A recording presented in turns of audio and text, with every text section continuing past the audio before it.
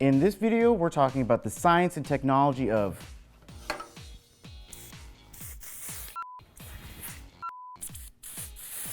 atmospheric effects.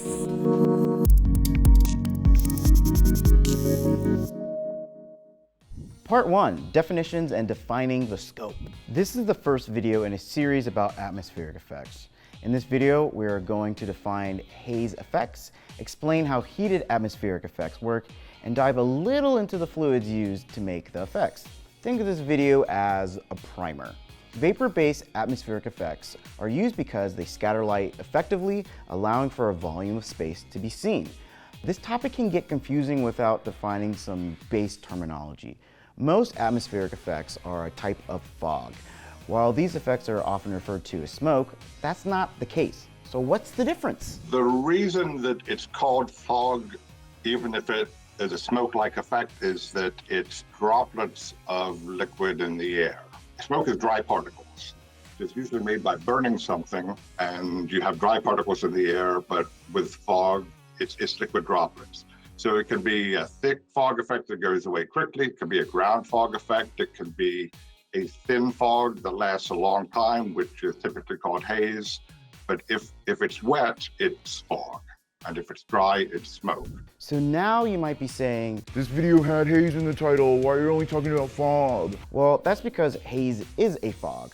Mist is a fog, fog is, well, fog. For simplicity's sake, when we're talking about the whole category of vapor effects, we're going to umbrella all those terms into saying atmospheric effects in the hopes of making this a little clearer. Lastly, there are many ways to create atmospheric effects. In this video, we're only going to go over heated effects, and we'll talk more about that later. Part 2, types of atmospheric effects. The goal of using atmospheric effects is to produce a cloud that our eyes can see or to make light visible in a space. Let's go over the different types of atmospheric effects. The TLDR is that it's about vapor size. Haze. Haze is like the invisible effect of the vapor genome. Haze isn't really meant to be seen at all. So haze is something that's designed to last a long time and not really be seen, but to enhance something else. Unlike the other atmospheric effects, this was not really meant to be seen or the star of the show, but allow for, like we said a couple times, the volume of a space to be seen. The whole goal when haze was first created was just to see the light beams in the air. So for lighting purposes or photography or video, where you just want to see the nice translucent beams or lasers, shining through this light, but not necessarily obstructing your view. Fog. Moving our way up in droplet size, we have fog. There's also a few subcategories with this one. Fog is a special effect, usually temporary. So it might be a big cloud of fog that a genie appears in. It might be a low-lying fog for a dance or Phantom of the Opera. It might be steam coming out of a kettle. Fog is going to obscure your vision. When we want to come up with fog effects, we want the fog to be seen in the air. Fog droplets are bigger than haze droplets. Because of this, fog is visible and can show air currents for better or for worse. Another quality of note is because the droplet size are larger, fog hangs in the air for shorter amounts of time than haze. Fog machines use more fluid also compared to haze machines because of this. Faze. Some popular machines in the market are phasers. Phasers. You may be able to guess what kind of Frankenstein concepts are put together to make this name. Really, they're replacing the H with an F, which they're trying to make it more of a fog haze, which phasers are technically foggers with a liquid in that lasts a very long time and a fan that blows it around.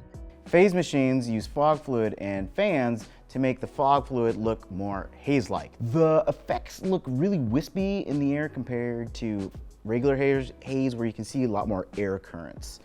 Phasers are cheaper to buy in comparison to proper hazers. A few drawbacks that phasers have are that since you use fog fluid, you get the drawbacks of fog droplets and none of the strength of haze-sized droplets. Typically, haze is more cost-effective because fog fluids actually use more fluid, so you're going to go through it a lot quicker than you would a regular hazer. Considering the fact that they're quite a bit less expensive, you can get 90% of an effect for 25% of the price. But if you need haze, then there's no substitute for the real thing. Low-lying fog. This effect is generally made by chilling fog. This can be done in the production of the fog, like cryo-based machines, or it can be done by chilling heated vapor post-expulsion from the hazer. It's sort of like a phaser concept. You know, they're making a low fogger by taking fog and then chilling it so that it hangs low. Part 3, heated effects. Atmospheric effects can be made a couple of ways. Cold stuff, as in cryo, violent means, as in mechanical stuff, and what we're going to talk about today, hot stuff, as in heated effects. There's two types of heated systems. There's pump-propelled and there's gas-propelled. Let's go into that a little bit more. Pump-propelled fog machines use a fluid that is composed of a mixture of glycols and water, which is pumped from a reservoir into the heat exchanger. The heat exchanger vaporizes the fluid, causing it to expand and be forced out of the front of the machine, where it mixes with cold air and forms aerosols of tiny droplets. Gas-propelled fog machines use a non-flammable gas, as in CO2 or N2, mixed with mineral oil or a glycol/water mixture from an onboard tank to be propelled into the heat exchanger. The amount of fog produced is controlled by a regulator valve on the gas bottle. In a properly made fog system, what goes in is what comes out. It's like boiling water and steam.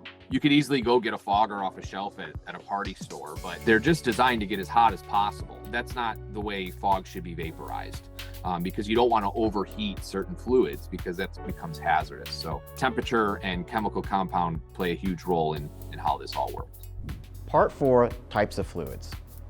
There are 4 main fluids that are used in some kind of mixture. Water mixed with 1 or more glycols or glycerins, pure glycol, and highly refined mineral oil. While water is cheap and not questioned as unhealthy in normal situations, it evaporates quickly and scatters lights worse compared to the other fluids. To understand the refractive qualities of a substance, we have to talk about the refractive index of said substance.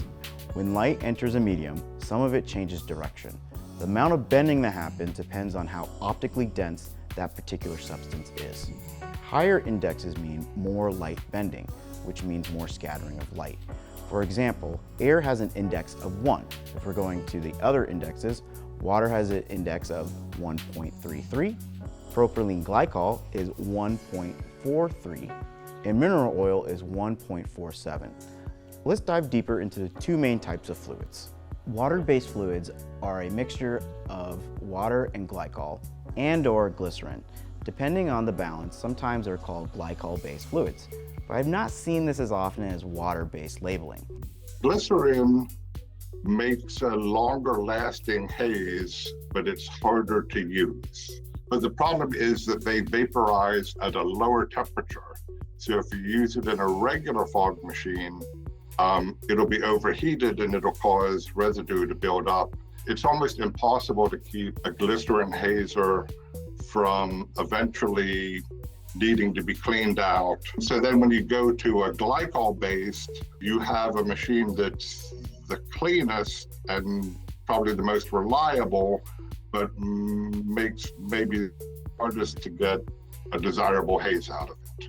Mineral oil is a type of fog fluid that has an advantage of never evaporating, creating long-lasting effects. However, it can also leave a slippery residue behind because it latches to everything, including your fixtures and other things like that. Oil-based haze is definitely going to hang longer. It's just the quality of oil. You know, there are pros and cons. Obviously, you're gonna have haze that lasts a long time. You're going to save on fluid.